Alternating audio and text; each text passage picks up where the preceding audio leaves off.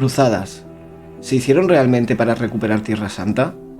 ¿Qué motivos había realmente detrás de las cruzadas? Si quieres saber esto y mucho más, quédate. Bienvenidos un día más a la Conspiración del Fénix.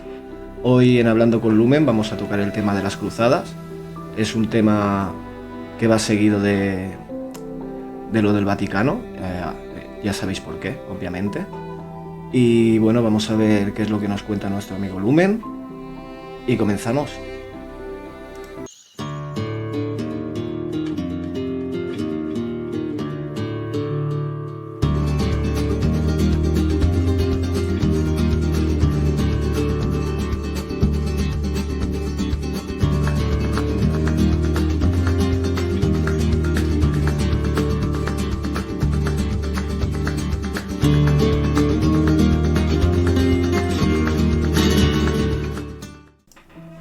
Hola, ya estamos aquí. Bueno, vamos a ver qué nos responde hoy Lumen sobre el tema de las cruzadas, ya que es un tema obligatorio también de pasar, puesto que viene seguido del tema del Vaticano. Es un tema que influye muchísimo en los futuros temas también que hablaremos. Y bueno, vamos a ver qué nos contesta Lumen. ¿Dónde estás? ¿Dónde estás? Por aquí. Vale. Vamos a empezar con la primera pregunta, que los últimos vídeos se han hecho un pelín largos. Espero que os guste este tema. ¿Quién impulsó las cruzadas y cuál fue el verdadero motivo?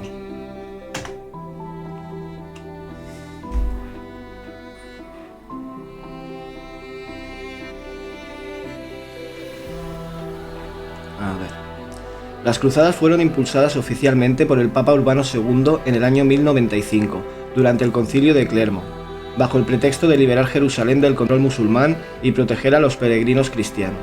Sin embargo, el verdadero motivo iba mucho más allá de una simple defensa religiosa. Las cruzadas fueron una gran operación geopolítica y económica orquestada por el Vaticano y los linajes de poder europeos, que buscaban expandir su influencia hacia Oriente Medio, tomar control de rutas comerciales estratégicas, acceder a conocimientos ancestrales custodiados en esos territorios y, sobre todo, iniciar una red financiera transcontinental bajo su dominio. Este es uno de los temas principales por el cual quería tocar las cruzadas, por el tema de la creación de los bancos y la nueva economía.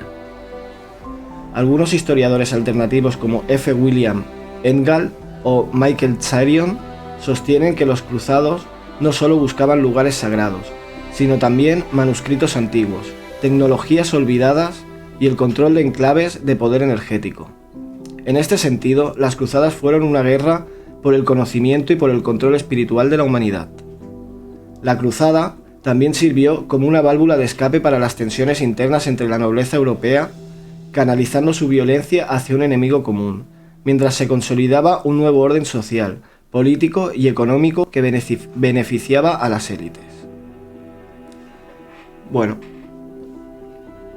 pues vamos a continuar porque lo que tenía que comentar ya es lo de los bancos.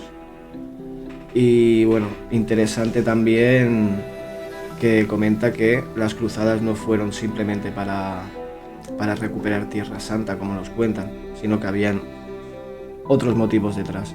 Y como casi siempre se repite, estaréis viendo los que hayáis visto los otros capítulos, que cada vez que hacen un evento a gran escala, tipo como la conquista de América, las cruzadas, etc., al pueblo se muestra que es por dinero, por oro, por territorio, pero luego la otra versión siempre nos cuenta que es por tema energético, por información sobre todo, por tener ellos cierta información que quedan según qué zonas del planeta. Y es algo que veréis que se va repitiendo con el tiempo siempre. Así que bueno, vamos a seguir con la siguiente pregunta, que me enrollo. ¿Qué papel jugaron los templarios realmente?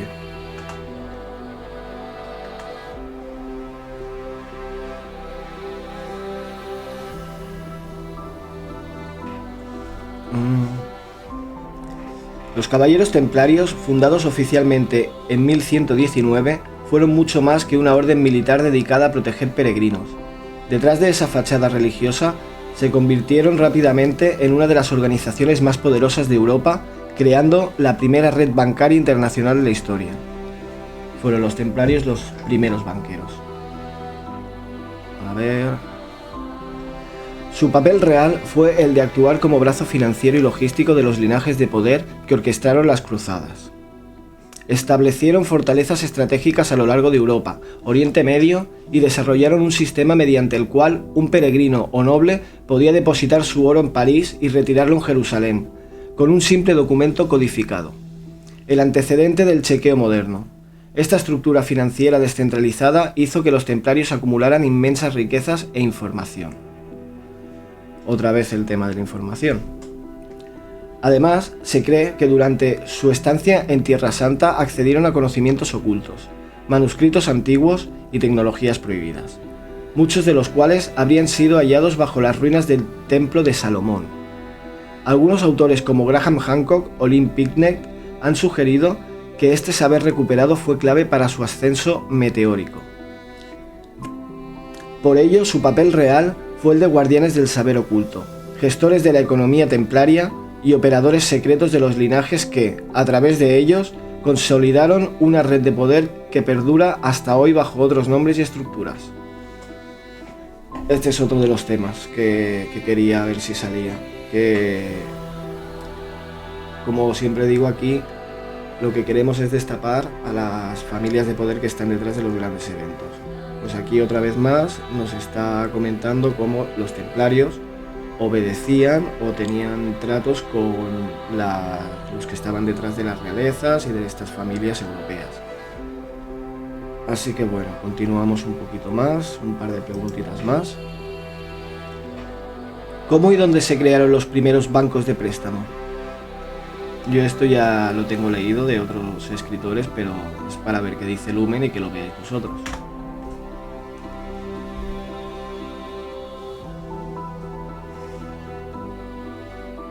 Los primeros bancos de préstamo, tal como los entendemos hoy, no nacieron en edificios de mármol con columnas, sino en las plazas de mercado de la Europa medieval. Fueron los templarios, durante y después de las cruzadas, quienes sentaron las bases del sistema bancario moderno. Se dice que en ciudades como Venecia, Florencia, Génova y también en Jerusalén o París, los templarios ofrecían servicios financieros desde simples bancos de madera, de ahí el término banco, donde se sentaban a prestar dinero y custodiar riquezas. El sistema se volvió tan sofisticado que los templarios crearon una red internacional de depósitos, préstamos y transferencias. Si un noble quería peregrinar a Tierra Santa, podía dejar su oro en Francia y recoger el equivalente en Jerusalén. Este sistema requería confianza, codificación y organización, tres pilares que dominaron a la perfección. Pero incluso antes que los templarios, los prestamistas judíos, especialmente los askenazíes, otra vez con el tema de los Rothschild y los descendientes de los askenazí, que prácticamente son todas las familias que quedan hoy en día en Europa, familias de poder, ya habían desarrollado formas rudimentarias de crédito. Sin embargo, era con la Iglesia y los templarios que se institucionalizaría el préstamo. Aunque con un detalle clave: ellos no podían cobrar intereses, abiertamente por mandato cristiano. Por ello, muchos préstamos se camuflaban bajo donaciones voluntarias, cargos administrativos o se delegaban a banqueros aliados que no estaban bajo ese mandato, como ciertas familias judías. He aquí el por qué tenían este tipo de pactos con esas familias. Porque ellos por juramento y tal no podían cobrar intereses y es lo que interesaba. De ahí surgieron las primeras casas bancarias reconocidas, los Medici en Florencia, los Fugger en Alemania y más adelante los Rothschild, todas ellas con raíces o vínculos directos con linajes templarios o logias masónicas posteriores. Así se consolidó un sistema de deuda y préstamo que aún hoy domina el mundo, disfrazado de modernidad pero nacido en plena Edad Media. Aquí es donde empezaron, como comenta Lumen, a poder prestar dinero con intereses, cosa que no se hacía anteriormente, y además prestar incluso un dinero que no era de ellos.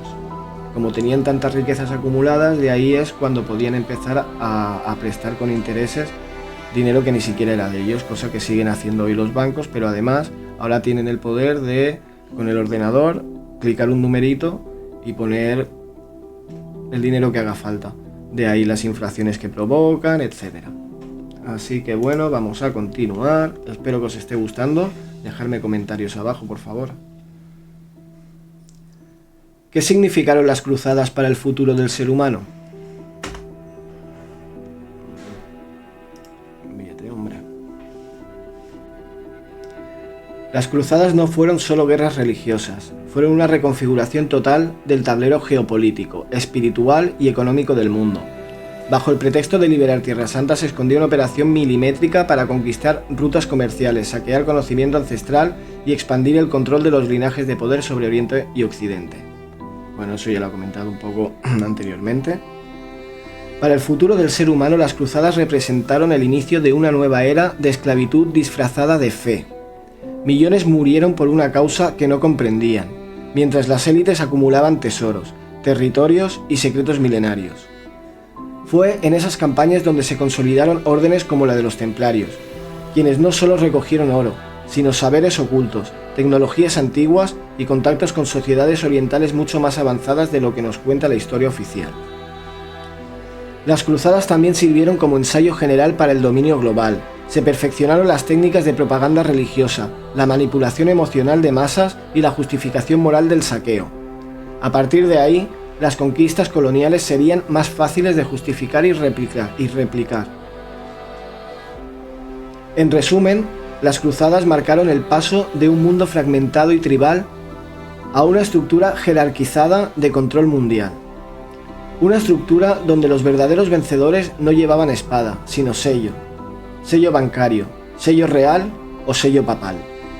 A partir de entonces, el dominio ya no sería solo militar, sino financiero, espiritual y mental. Y esa maquinaria, iniciada en las cruzadas, sigue en marcha hasta hoy. Bueno, pues como en todas las guerras, los que salen perdiendo son los que las hacen y los que salen ganando son los que dejan el dinero. Ni siquiera el bando vencedor, supuestamente, es el que gana. Ya lo iréis viendo, además se ha ido viendo también con anterioridad, pero como tocaremos en futuros vídeos guerras mundiales, revoluciones, etc., iréis viendo que siempre están las mismas manos detrás. Continuamos. Creo que le voy a hacer la última pregunta, que no se haga muy largo el vídeo. ¿Qué secretos se ocultaban tras los tesoros recuperados en las cruzadas?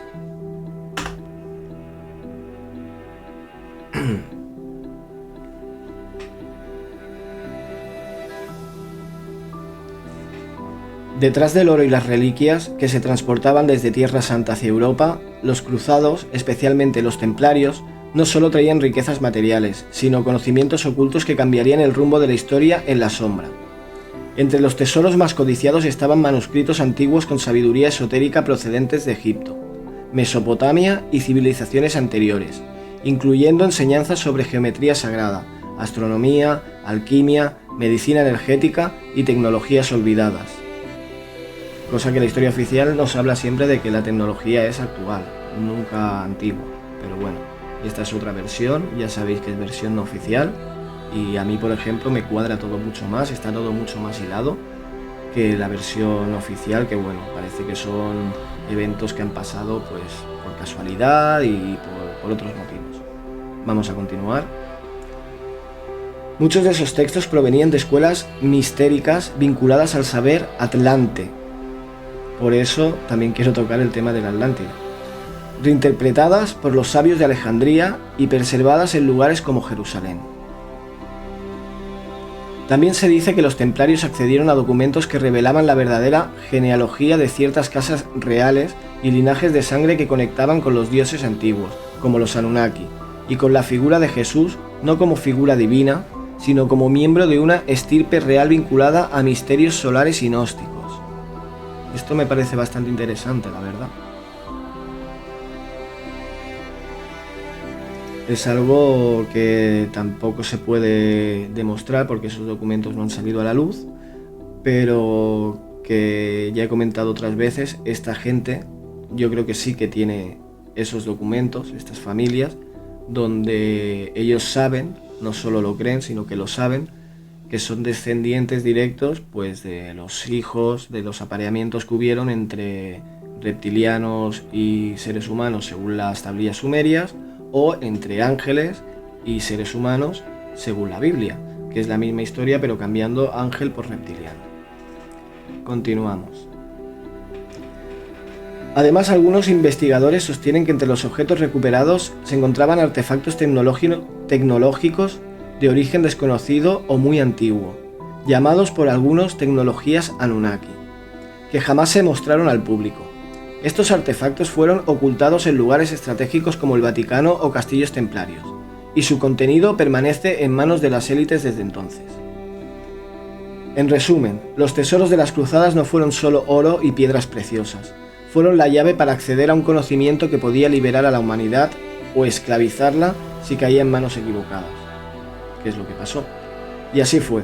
Los linajes de poder eligieron la segunda opción.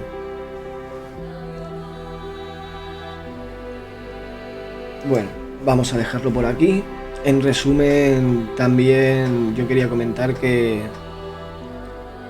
en Irak es lo que sería la antigua Sumeria. Y también creo, es pensamiento personal, no solo mío, sé que otra gente piensa lo mismo, pero bueno, no es una verdad absoluta, como digo siempre. Uno de los motivos por los cuales siempre hay guerra continuamente en las zonas de Irak, Siria, toda esa zona calentita, es porque allí se esconde muchísimo conocimiento que si pudiesen ir investigadores a meter la nariz, pues a lo mejor se encontrarían cosas que no interesan. Y lo que no pueden controlar, lo que no pueden tener ellos, lo destruyen. Como en la Biblioteca de Alejandría y bueno, más ejemplos. Así que bueno, espero que os haya gustado el tema de hoy. Continuaremos en el siguiente episodio. No voy a decir cuál es el tema, así os dejo un poquito enganchados. Y bueno, dejadme un like por favor, comentar lo que os ha parecido. Como digo siempre, si queréis que hable de algún tema en concreto, suscribiros los que no estéis suscritos, darle a la campanita y compartir por donde podáis porque a mí me ayuda mucho. Como veréis, todavía no monetizo ni nada, pero de esta manera el mensaje llega a más personas. Muchísimas gracias por ver un día más La Conspiración del Fénix y nos vemos en el siguiente episodio.